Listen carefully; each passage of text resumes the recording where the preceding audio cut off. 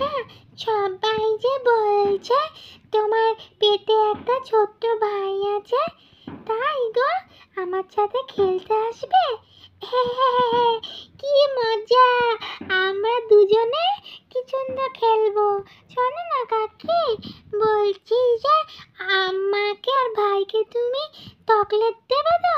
হ্যাঁ রে, তোদের দুজনকে চকলেট কেন, সব কিছু দেব, কিন্তু তার আগে কিন্তু আমাকে একটা কথা দিতে হবে রিমি। বলো বলো, কি কথা দিতে হবে তোমাকে? নাকি তুই খুব দুষ্টুমি করছিস, মাম্মাম বলছিল, তুই কিন্তু খুব দুষ্টু হয়ে গেছিস। আচ্ছা শোন, তোকে তো একটু দুষ্টুমিটা কমাতে হবে, কারণ যদি ভাই আসে তখন তো তুই দিদি হয়ে যাবি, আর দিদি যদি দুষ্টুমি করে তাহলে ভাই তো আরও বেশি দুষ্টুমি করবে। ও, তোরা এখানে আর আমি তোদেরকে খুঁজছি। আচ্ছা পিয়ালি শোন, আজকে কিন্তু আমি কৌশিকের সাথে ওই ম্যাটারটা নিয়ে কথা বলবো। ও এত সুন্দর একটা খবর শুনে কেন তোর সাথে এরকম করছে, কথা বলছে না, আমাকে কিন্তু কথা বলতেই হবে।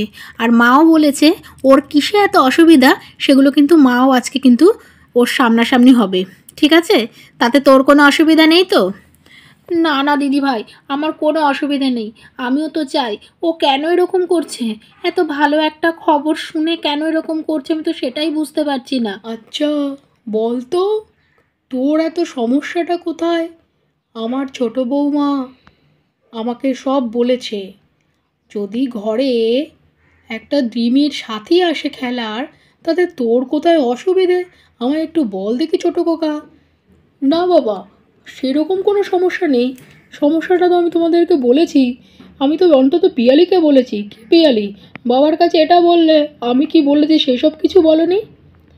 হ্যাঁ বলছি বাবা, ওর হচ্ছে বক্তব্য, এখন যদি বাচ্চাটা আসে তাহলে ওর সমস্যা বাড়বে, তার কারণ ওর সেরকম জব নেই, সেরকম ইনকাম নেই, ওই কারণে আমি বললাম যে শোনো, ভগবানের দান, সব ঠিক হয়ে যাবে, তুমি ওসব নিয়ে ভেবো না। কিন্তু আমার কোনো কথা শুনতে চাইছে না বাবা, আপনি যদি বোঝান আপনার ছেলেকে যে এরকম যেন আমার সাথে না করে, প্লিজ বাবা আপনি একটু বোঝান।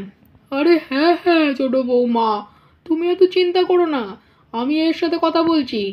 হ্যাঁ, ও আমার মুখের ওপর কথা বলে দেখুক না, তারপরে আমি ওর সমস্ত কিছু শুনছি। হ্যাঁ রে কৌশিক, আমি কি বেঁচে নেই নাকি আমি মরে গেছি সেটা বল দেখি।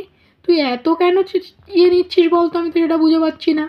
শোন, তোর চাকরি অল্প, তোর রোজগার অল্প, সব ঠিক আছে, সব আমি মেনে নিচ্ছি, কিন্তু বাবা আমরা তো এখনো মাথার ওপর ছাদ হিসেবে আছি নাকি? তোর মা আছে, আমি আছি, তোর দাদা আছে, বৌদি আছে, তাহলে তুই এত কেন চিন্তা করছিস বলতো? হ্যাঁ, আমারও তো ইচ্ছে করে যে আমার দুই ছেলের একটু নাতি নাতনি হবে, বেশ দেখবো। হ্যাঁ হ্যাঁ, ঠিকই বলেছে তোর বাবা, কেন তুই এত বাড়াবাড়ি করছিস? শোন, তোকে আমি একটা কথা বলে দিচ্ছি, আমি যখন শুনেছি যে ছোট বৌমার ঘরে কোল আলো করে সন্তান আসছে, আমি কিন্তু এই সমস্ত বরখাস্ত করবো না ছোটো কোকা, বলে দিলাম। হ্যাঁ রে, তোর কি বাপ ডাক শুনতে ইচ্ছে করে না নাকি রে? হ্যাঁ, তুই কেন এরকম হয়েছিস রে ছোটো কোকা? তোকে তো দেখে এরকম মনে হতো না। আর তোর রোজগার কম বলে কি আমরা কি তোকে বলেছি যে তোর বাচ্চার দুধের কৌটোর খরচ ফরচ সব তুই জোগাড় করবি? হ্যাঁ, এই সব নিয়ে একদম মাথা ঘামাস না। হ্যাঁ হ্যাঁ ভাই, এইসব নিয়ে তুই চিন্তা করিস না। শোন, আমরা বড়রা রয়েছি, সব ঠিক হয়ে যাবে। তোর আয় ঠিক আছে, আমি আমার বসকে বলে তোর একটা ভালো জায়গায় চাকরির ব্যবস্থা আমি ঠিক করে দিতে পারবো। তুই এইসব নিয়ে কেন মাথা ঘামাচ্ছিস? শোন শোন, আমি কিন্তু জেঠু হচ্ছি, আর আমার তোর বৌদি কিন্তু জেঠিমণি হচ্ছে, ব্যাস এই আমি কথা বলে রাখলাম। আর হ্যাঁ, আজকে অত কিছু না করে বাইরে যা, গিয়ে মিষ্টিটা নিয়ে আয়। আগের দিন এত সুখবর ছিল, তখন কিন্তু মিষ্টি খাওয়াসনি তোর এই রাগারাগির জন্য। আজকে সবাই মেনে নিয়েছি, তোর চিন্তা ভাবনা সব দূর করে যা, শিগগিরি গিয়ে মিষ্টি নিয়ে আয়। ঠিক আছে, সবাই যখন রাজি, আমার আর তাহলে কোনো আপত্তি নেই বাপি। আমি তোমাকে একটা কথা বলে দিচ্ছি, আমি শুধুমাত্র একটা কথার জন্যই, এই কারণের জন্যই আমি বলেছিলাম যে না ঠিক আছে, আর কটা বছর যাক, তারপরে আমরা নয় ভাবনা চিন্তা করব। কিন্তু তোমরা যখন সবারই ইচ্ছে দাদু ঠাম্মি আবার আরেকবার করে হওয়ার, তাহলে আমার আর কোনো অসুবিধে নেই। ঠিক আছে পিয়ালি, এবার অন্তত হাসো। বাবা, কৌশিক যখন মেনে নিয়েছে তাহলে আর কোনো চিন্তার কারণ নেই, কি বলেন মা? হ্যাঁ হ্যাঁ, ও মানবে না, ওর ঘাড় মানবে, ওর বাপ মানবে। এই ডলি, এখন এরম বলো না, বয়স হয়ে গেছে কিন্তু, এখন আর মানামানি কোনো ব্যাপার নেই। সত্যি তুমিও পারো, ছেলেমেয়েরা রয়েছে তাদের সামনে একেবারে যাচ্ছে তাই একটা। কি ম্যাডাম, এখনো কি রেগে আছো? রাখবো না। তুমি এত সুন্দর একটা খবর পেয়ে 2 দিন আমার সাথে ঠিকঠাক কথাই বলনি। মেনে নেওয়া তো দূরের কথা, ভেবেছিলাম অন্তত বাড়ির সবার থেকে তুমি বেশি খুশি হবে কৌশিক, কিন্তু আমার ভাবাটা যে এতটা ভুল হবে সেটা আমি বুঝতে পারিনি। আচ্ছা ঠিক আছে, আমি তো বললাম আমার ভুল হয়েছে, আর কারণগুলোও তো তোমাকে আমি বললাম না।